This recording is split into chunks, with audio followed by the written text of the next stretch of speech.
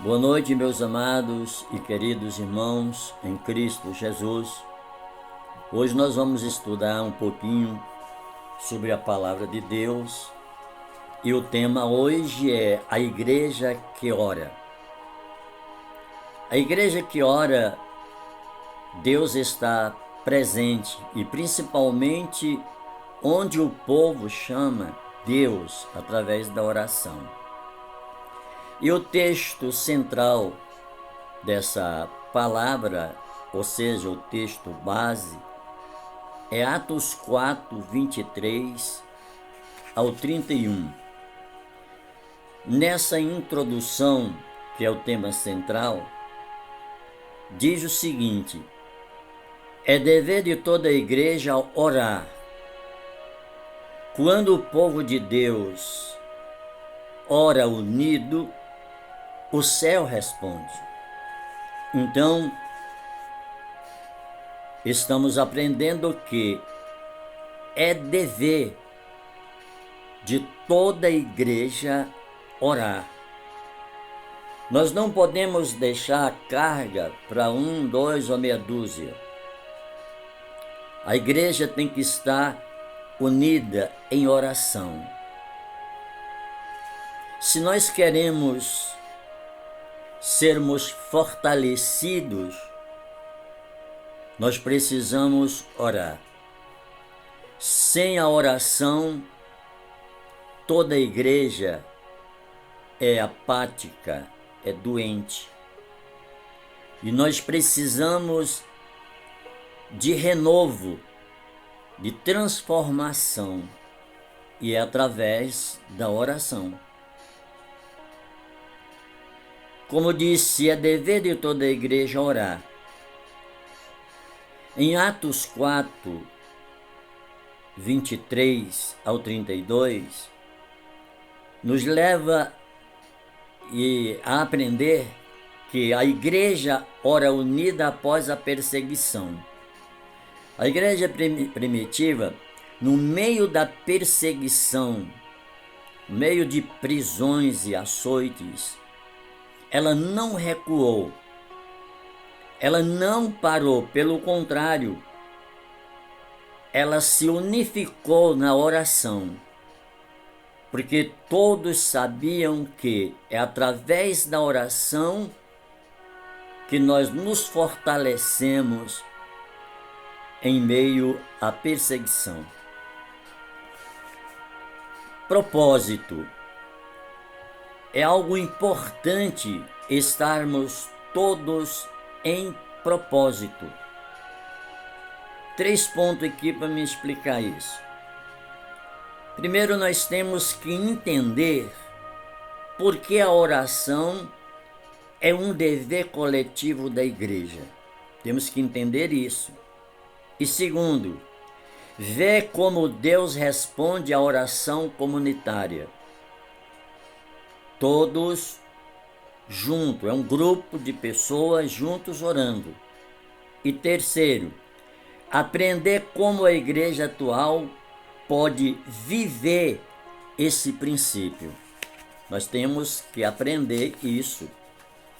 E com certeza nós estaremos projetando uma forma de toda a igreja estar em oração. Toda a igreja. A oração é o pulmão da igreja. Guarda isso no seu coração. Sem ela, o corpo espiritual perde o fôlego. Veja a importância da oração para a igreja. A igreja precisa de respirar. Nós não podemos deixar a igreja sem essa respiração pulmonar que é a oração, o fôlego da igreja. É a oração.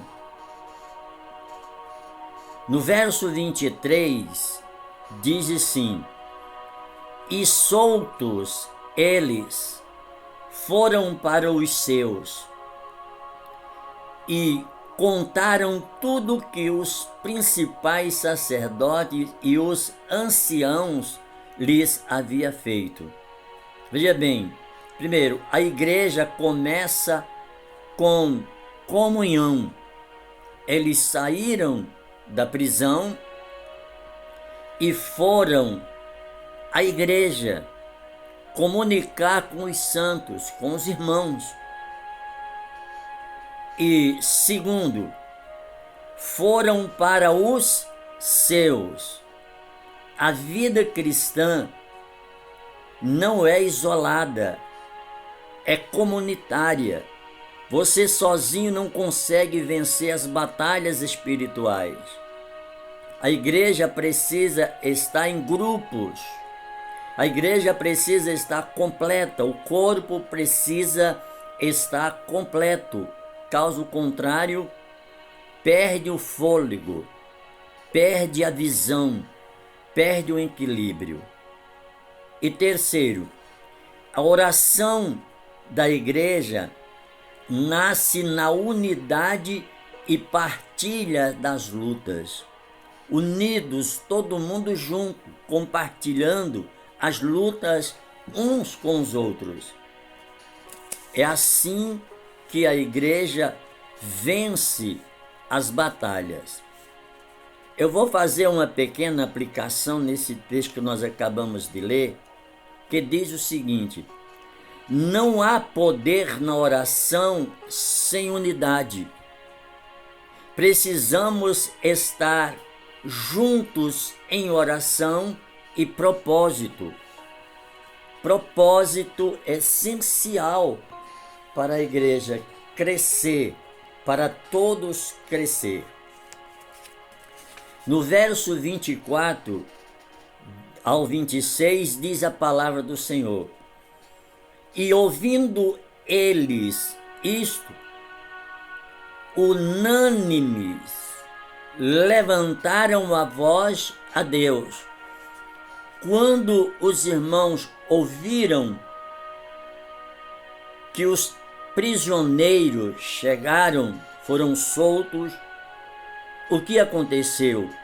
Eles unânimes, unidos, levantaram a voz a Deus, todos unânimes, uma só voz, um só espírito, clamando ao Senhor.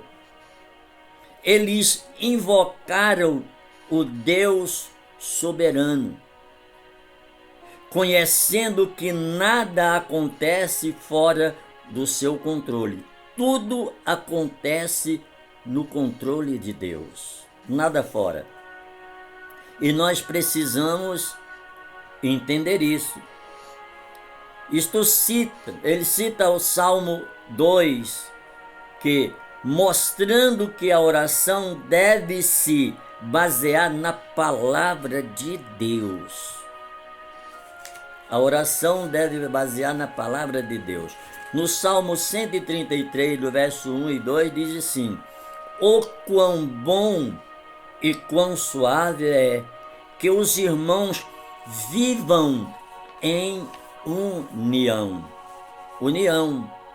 Unidos, clamando, buscando, pagando preço, carregando fardo um do outro, transmitindo luta um para o outro, mas rompendo pela fé em Cristo Jesus.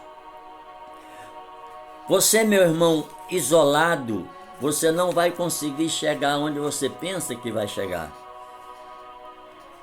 Não adianta você se isolar, você ficar sozinho, porque você não vai conseguir.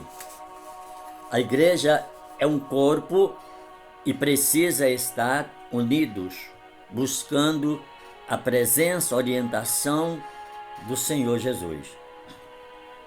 No livro de Mateus, capítulo 18, verso 19 e 20, diz assim: se dois de vós concordarem, ali estou no meio deles. Oração de concordância. Se a igreja está concordando no propósito que é levado a Deus, com certeza o nosso Pai Celestial está no meio de quem busca a Deus com sinceridade. Aplicação: quando a igreja ora unida e com base na palavra, ela se torna instrumento do propósito de Deus na terra. Juntos, veja que desde o início nós estamos falando que a igreja ela cresce dentro dos propósitos de Deus, mas juntos, todo mundo juntos em oração. Quando Jesus ascendeu ao céu, o que ele disse? Ficai em Jerusalém até que do alto sejais revestidos de poder. Se no dia de Pentecostes o povo não estivesse reunidos, aproximadamente 120 pessoas, os que estavam reunidos, talvez um grupo de 10 ou 20, teria recebido o poder do Espírito Santo, e os demais não. Mas todos estavam juntos, reunidos em oração, esperando a promessa do Senhor Jesus, a descida do Espírito Santo. E é assim que funciona. No verso 27 e 28 diz: porque verdadeiramente contra o teu santo servo Jesus se ajuntaram. Queridos, preste bem atenção. O mundo praticamente se reuniu contra Cristo, mas Jesus venceu pela oração. Jesus foi vitorioso pela oração. Veja bem o que diz a palavra do Senhor. Eles reconhecem que até as dificuldades estavam nos planos de Deus. No meio das provações, lembre que tudo isso está nos planos de Deus. Queridos, não desista. Caleja teu joelho, sangra os teus joelhos. Para obter resposta, precisamos de sangrar os joelhos, colocar o pulmão da igreja para clamar a Deus pelo fôlego da vida. Olha o que a palavra do Senhor diz. A oração deles não é apenas um pedido de livramento, mas um alinhamento com a vontade divina. Para de tanto pedir, se alinha primeiro na presença de Deus, consertar a vida diante do Senhor, parar de ser molão, parar de ser medíocre, parar de ser preguiçoso na oração. O crente preguiçoso na oração não ganha batalha. O crente preguiçoso na oração, ele não rompe os obstáculos. Ele para no meio do caminho, ele desiste. Olha o que a palavra do Senhor diz no livro de Romanos, capítulo 8, 28, diz assim: todas as coisas cooperam para o bem. Todas. Em 1 João 5,14 disse: se pedirmos alguma coisa segundo a sua vontade, ele nos ouve. Pedirmos está no plural, viu? Nós precisamos aprender a orar. A igreja precisa de um despertamento, e esse despertamento só vem através da oração unificada. Igreja unida, ela é vencedora. Olha o que diz a palavra do Senhor na explicação do texto.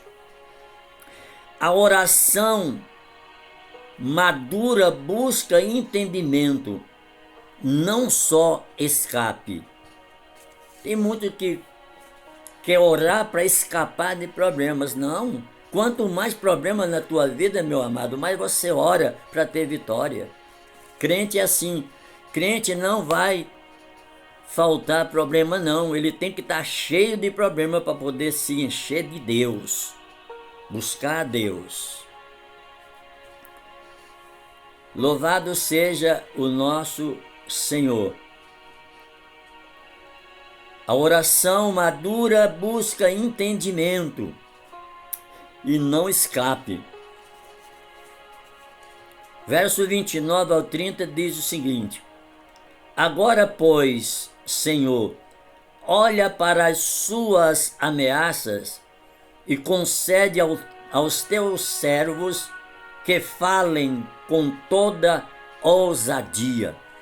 Olha que pedido de oração. Concede aos teus servos que falem com toda ousadia, todo poder, toda autoridade contra as astúcias ciladas de Satanás.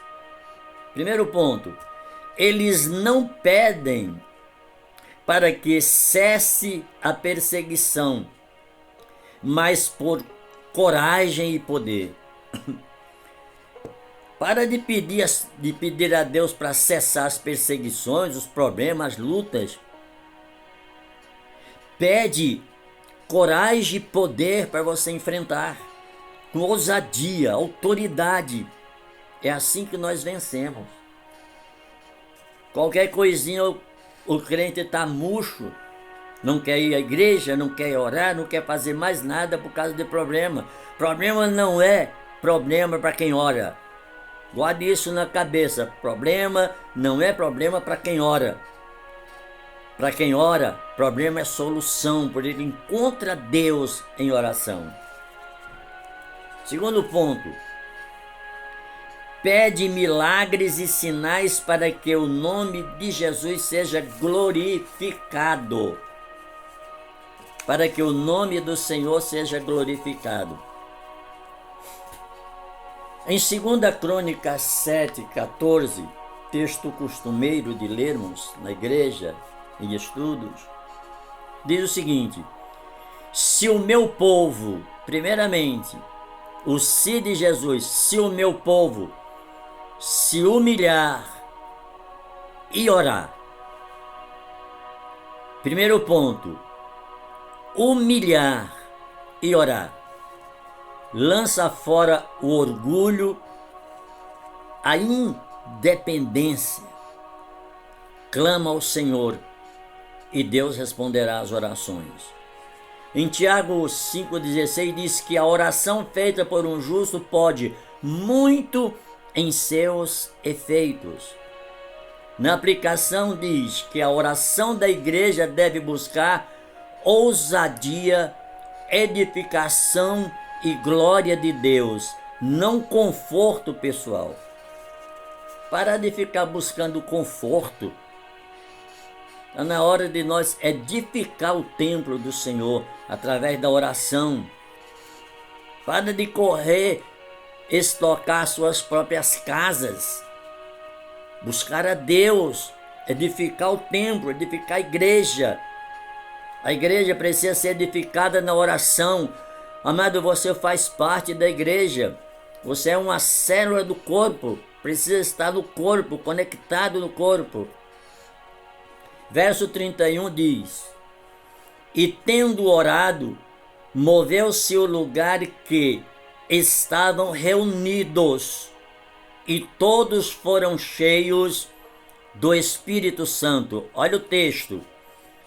E tendo orado, moveu-se o lugar em que estavam reunidos, e todos foram cheios do Espírito Santo.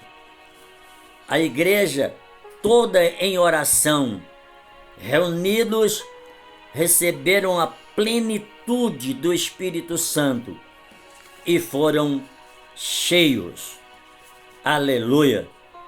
Primeiro ponto, Deus responde à oração da igreja com manifestação do seu poder. Manifestação do seu poder. Aonde tem unidade, onde tem uma igreja unida, agrupada em oração, tem resposta, tem atuação do Espírito Santo e tem o poder de Deus para fazer o que a igreja primitiva fazia. Nós precisamos aprender isso. Segundo ponto, o resultado, presta atenção, resultado foi cheio do Espírito e testemunho ousado.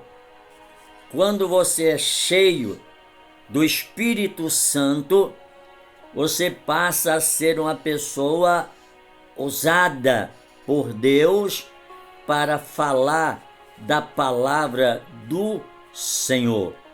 Quem entendeu, diga amém, você vai entender mais na frente. Terceiro ponto, onde há unidade, fé e clamor, Deus se manifesta. Onde há unidade, fé e clamor, Deus se manifesta. Se você não glorifica durante o culto, ou adora o Senhor durante o culto, é porque você não viu quando Jesus chegou no culto. Veja bem, em 2 Crônicas 5, 13 e 14, diz assim: quando o povo louvava e clamava, a glória do Senhor encheu a casa. Vou recapitular. Quando o povo, quando os crentes louvavam e clamavam, a glória do Senhor encheu a casa. Deixa eu te perguntar, meu amado, como é que está a casa hoje aí? Você é casa, você é morada, você é templo. Como está esse templo? Está cheio ou está vazio? Se estiver vazio, é porque está faltando oração.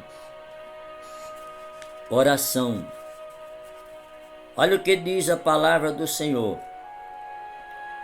Onde estiverem 2 ou 3 reunidos em meu nome, ali estou no meio de vós, ou no meio deles.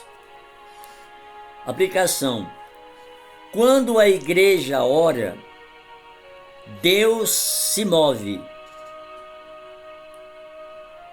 Lugares mudam, corações mudam, vidas são transformadas.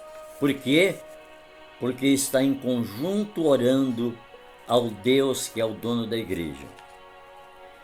Nessa conclusão, que é o tópico 3, para nós terminar,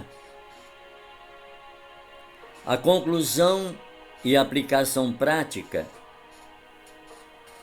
3 verdades para guarda no teu coração. A primeira delas é: a oração é um dever coletivo. Oração é dever coletivo.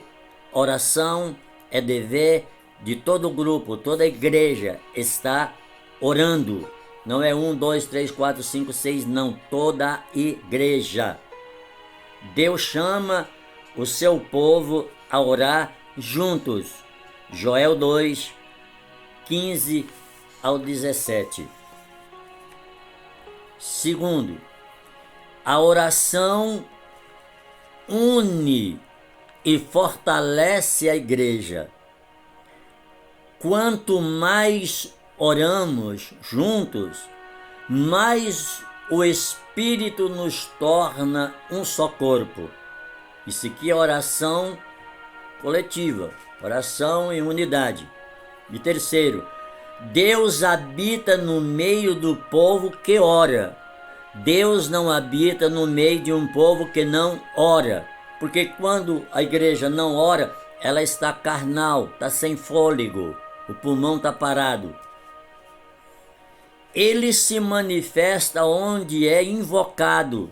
Se não haver oração, se nós não invocar o Senhor, o dono da igreja, meu amado, não acontece nada. Salmo 22, 2, lê 3, lê na tua casa. Aqui vamos para um desafio agora. Primeiro, que cada crente veja a reunião de oração. Amém? Ou seja, perdoe-me, que cada crente veja a reunião de oração não como um evento opcional, mas como o coração da igreja. Como o coração da igreja. E segundo ponto, que toda casa, célula e ministério se tornem casa de oração. Isaías 56, 7. Oração final. O que nós vamos fazer agora? Orar para terminar essa palavra. Que esse estudo penetre no teu coração e você procure a consertar a vida de oração. Para de ser mole, medroso, medíocre, rebelde e ingrato com você mesmo, principalmente com Deus. Feche os seus olhos onde você está, coloque a tua mão no teu coração e oremos. Senhor, ensina-nos a orar com unidade,